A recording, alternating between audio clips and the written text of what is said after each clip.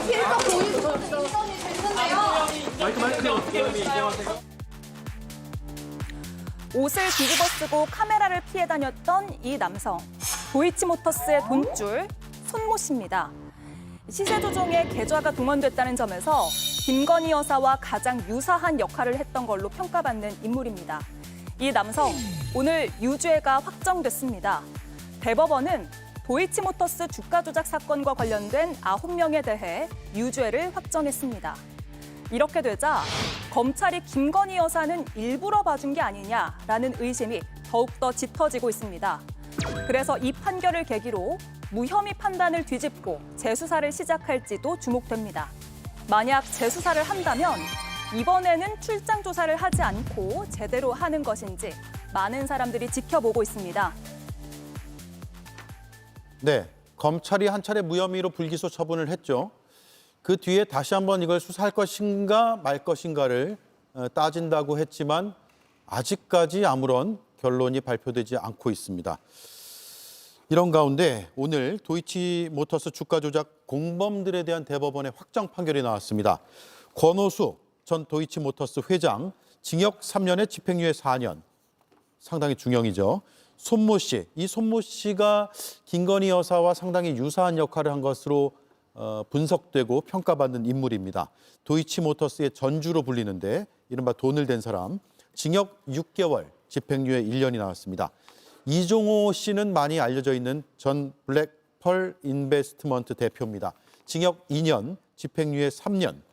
김모 씨, 도이치모터스 2차 주포로 불리는 인물이고 징역 2년에 집행유예 3년 등등 해서 9명 전원이 모두 유죄입니다. 대법원에서 확정 판결을 받았고요.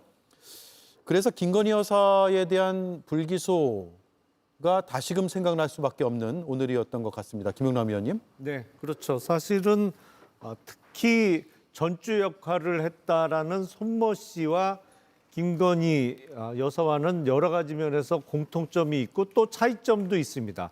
공통점은 돈을 대는 전주 역할을 했다. 그리고 자신들 명의의 계좌가 주가 조작에 동원이 됐다 등의 공통점이 있고 차이점이 있다면 손모 씨는 정작 도이치모터스 주가 조작과 관련해서 돈을 잃었다는 것이고요. 손해를 봤죠. 네, 손해를 봤다는 것이고 김건희 일가는 23억 원 정도의 이익을 봤다는 정도의 차이점은 있습니다. 그리고 대법원에서 유죄가 확정됐습니다만 사실은 주가 조작 사건과 관련해서 보통 주범들의 경우에는 실형이 선고되는 경우가 보통인데 사안에 비해서는 좀 형량이 약하게 선고됐다는 특이점도 있습니다. 이게 주가 조작과 관련된 연관된 사람들의 어떤 신분 내지는 사회적 지위와 관련된 것인지는 모르겠습니다만 보통은 주가 조작 사건 이 정도 규모면 적어도 주포라고 불리는 주범들은 실형 선고가 되거든요. 근데 문제는 뭐 가벼운 형이든 무거운 형이든 아예 사법적 처벌에서 피해간 사람이 있지 않느냐라는 게 가장 핵심적인 쟁점이고 언젠가는 재수사와 형사사법 절차가 다시 제대로 이루어지는 날이 오지 않을까라는 생각을 합니다. 예. 저는 그 공통점과 차이점을 말씀하시길래 차이점과 관련해 공통점은 저랑 같습니다. 근데 차이점 얘기할 때도 같을 줄 알았는데 좀 다른 말씀하셨고 차이점은 그때 당시 검찰이 기소를 할 때는 손모 씨는 주식 전문가여서 주식 시장에 대한 상당한 전문성을 인정받고 있기 때문에 그것을 모를 리 없었다라는 게 기소 이유였고 김건희 여사 같은 경우에는 주식과 관련해서 전문 지식이 없었기 때문에 자신의 계좌가 주가 조작에 동원됐다는 것을 인지하지 못했을 것이다라는 것으로 불기소한 것으로 알고 있습니다. 예. 근데 사실 저도 이 결과를 보면서 개인적으로는 검찰이 이렇게 처벌할 수 없다, 기소조차 할 수 없다고 판단했으면 차라리 기소해서 법원에서 김건희 여사가 무죄 판결을 받았다면 우리 국민 모두 수긍할 수 있는 결과를 얻었을 것이고 또 윤석열 대통령이 얘기했던 공정과 상식의 복원이라는 본인이 갖고 있는 대표적인 캐치프레이즈도 강화할 수 있었을 텐데 그러지 못한 부분은 굉장히 아쉽다고 생각이 됩니다. 그러나 이미 검찰에서 수사를 종결한 사건에 대해서 만약에 뭐 정권이 바뀐다고 해서 다시 검찰이 이걸 수사한다고 한다면 다시 이 정치 검찰의 보복 행위다 이렇게 판단하지 않을까요? 그런 부분도 상당히 앞으로 걱정되는 대목입니다. 예. 근데 사실 주식 전문가죠. 김건희 여사가 본인이 언론과의 인터뷰에서도 밝혔어요. 예. 본인이 주식에 대해서 매우 잘 알고 다양한 기법의 주식 거래를 해봤다고 스스로 발언한 적도 있어요. 사실은 주식 전문가가 맞습니다. 예. 알겠습니다. 전문가의 기준이 뭔지 모르겠으나 학위가 있어야 되고 이런 것까지는 아니니까요. 시각에 따라 다를 수도 있을 것 같다는 생각이 드는데 검찰은 불기소를 했고 이후에 항고 절차가 진행되고 있지만 지금 서울 고검에서 아예 막혀 있는 상황이거든요. 결론이 안 나오고 있어요. 그래서 대통령 탄핵 심판 선고 이후에 그 결론까지 나오는 거 아니야 이런 생각까지 들 정도인데 지난해 10월 17일 검찰은 이런 이유로 불기소 처분을 했습니다. 다시 한번 들어보죠. 피의자가 주범들과 시세조종을 공모하였다거나 그들의 시세조종 범행을 인식 또는 예견하면서 계좌 관리를 위탁하거나 직접 주식 거래를 하였다고 보기 어려워 금일 피의자에 대해 혐의 없음 결정을 하였습니다. 예. 전날도 우리가 저 문제 다룬 기억이 나는데 다시 들으니까 어떻습니까? 시간이 지나도. 어쩌면 말씀하세요. 말씀하십시오. 예. 시간이 지나도 달라지지 않죠. 누구나 말씀을 해주시죠. 예. 김정희 의원님. 예, 똑같은 것 같고요. 저 조상원 차장인가요? 그 검사가 민주당에서 탄핵안 발의해서 했을 때 이럴 줄 알았으면은 종결하지 말 걸 이런 식으로 울먹였던 그런 기억도 네. 나는데 종결하지 말고 그냥 두직을 했을까요? 라는 얘기도 했던 기억이 납니다. 그런데 그 전주 손모 씨하고 동일한 혐의인데 어떻게 이 나머지 그 9명은 최종 대법원에서 유죄 확정 판결을 받았습니다마는 부풍 한살 몰아치듯 해놓고 김건희 여사에 대해서만 봄바람처럼 살랑거렸잖아요. 황제 수사할 때에도 명품백으로 시작은 했습니다만 이 주가 조작 문제도 물어는 봤다는 거 아닙니까? 그런데 그 결과가 무혐의 종결이라는 것은 우리 국민 누구도 이거를 받아들일 수 없고요. 그 통정매매했던 98건의 그 8건 중에서 47건이 김건희 여사 계좌랑 관련됐다는 거 아닙니까? 그리고 우리 모두 기억하고 있잖아요. 2차 그 주가 조작의 주포 그 공범들이 12시에 3,300에 8만 개 때려주셈 이런 문자 보내고 7초 뒤에 똑같이 8만 개를 매도했다는 게 다 드러났잖아요. 그런데다가 이 손모 씨가 1심에서 무죄 받았을 때는 대통령실이 거봐 무죄라잖아 이러면서 네. 아주 그냥 입장을 득이양양해서 내놨거든요. 그런데 2차에서 방조 혐의로 유죄 받았을 때는 입을 꾹 다물었어요. 그것만 보더라도 좀 할 말이 없다는 게 드러나고 있는 거잖아요. 근데 그게 최소한의 양심이었을까요? 동일한 혐의잖아요. 그런 점에서 저는 이 문제는 이대로 묻어둘 수는 없다고 생각하고요. 다시 한번 특검을 통해서 진상을 제대로 밝혀야 된다. 예. 이렇게 묻어두는 것은 제가 보기에 23억의 이익을 본 김건희 여사 그 모녀에 비해서 손해본 이 전주는 얼마나 억울하겠습니까? 그러고도 실형을 받았으니까요.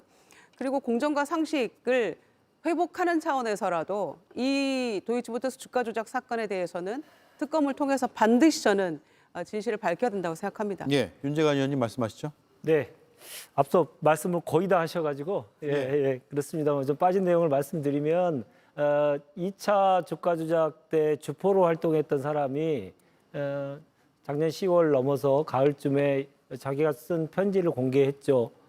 김건희만 빼고 다 처벌받는 거 아닌가라고 얘기했는데 사실은 그대로 되고 있지 않습니까? 그러니까 함께 주가 조작에 함께 가담해서 함께 했는데 김건희만 처벌되지 않고 나머지는 다 처벌받는 오늘의 그 결과가 오늘이 나온 거 아니겠습니까? 9명이 전부 다 유죄를 받았으니까요. 그럼에도 불구하고 검찰은 작년 10월에 저렇게 말도 되지 않는 얘기를 계속 얘기를 했었는데 검찰은 늘 그래왔습니다. 가령 저 장면을 보면서 저는 어떤 생각이 들었냐면 성공한 쿠데타는 처벌할 수 없다라고 했던 궤변을 늘어났던 90년대의 검찰이 현재의 검찰과 똑같이 그대로 이어지고 있구나라는 생각이 들었습니다. 권력 있는 자에게 어떻게 내가 칼을 들이대느냐 이런 말하는 거하고 똑같은 거지 않습니까? 그러면 이제 상황이 변화하고 있죠. 내일 파면이 되고 나면 검찰이 또 어떤 모습을 보일지 좀 기대되고 있습니다만은 검찰이 본인들이 정말로 제대로 된 국가 공권력을 행사하려고 했다고 한다면 최소한 고검에서 작년 11월에 넘어갔을 때 지금까지 계속 뭉개고 있으면 안 됐던 것이죠. 그래서 검찰이 바뀔 거라고 하는 것은 그 둔탁한 황하강이 청명한 한강이 되는 모습처럼 바뀔 것을 예상하는 것과 똑같다고 생각합니다. 일어날 일이 아닌 것이죠. 예. 그래서 앞서 말씀하셨듯이 이 특검을 통해서 명명백백하게 이 사건의 진실을 밝혀야 된다 이렇게 주장드립니다. 네, 이 시각 한남동 관저 앞을 한번 볼까요? 집회가 크게 벌어지고 있지는 않은 것 같습니다. 경찰 버스가 우측에 보이고 우측에 단상 같은 게 보이긴 하지만 저도 어제 그리고 오늘 오전에 저곳을 지나왔는데 집회 규모를 따지기도 어려울 정도로 지지자들이 모이지는 않았던 모습인데 오늘은 상황이 어떤지는 더 지켜봐야 될 것 같습니다. 김용남 의원님, 네. 검찰이 지난해 11월에 서울 고검으로 항고를 사건을 넘겼는데 아직 재수사할지 말지 여부를 검토 중이라고 하거든요. 내일 탄핵 심판 선고가 파면으로 나온다면 검찰은 또 태도를 바꿀까요? 글쎄요, 지금이라도 바꿔야 되는 거 아닌가 싶습니다. 네. 사실은 그동안 여러 가지 잘못된 결정, 특히 최근에 구속 취소 결정에 대해서 즉시 항고를 포기한 거는 법률에도 맞지 않고 그동안의 수십 년 동안의 검찰의 관행과도 맞지 않는 잘못된 결정이었고 예.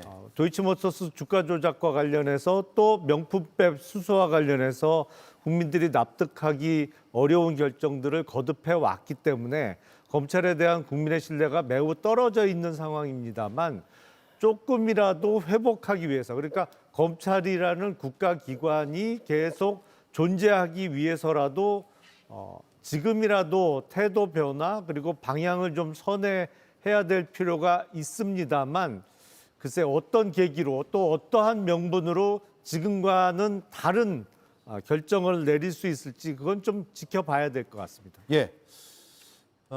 지금 화면 우측 상단에 보면 16시간 59분 정도 탄핵 심판 선고까지 남은 것으로 나타나고 있습니다. 저희가 저렇게 시계까지 준비한 이유는 그동안 기다리기 너무 어려웠다라고 말씀하시는 분들이 많았고 하루하루가 속이 탄다라는 분들도 너무 많았기 때문에 시간을 보면서 체크하지 마시고 편하게 계산하시라고 화면에 준비를 해서 보내드리고 있습니다.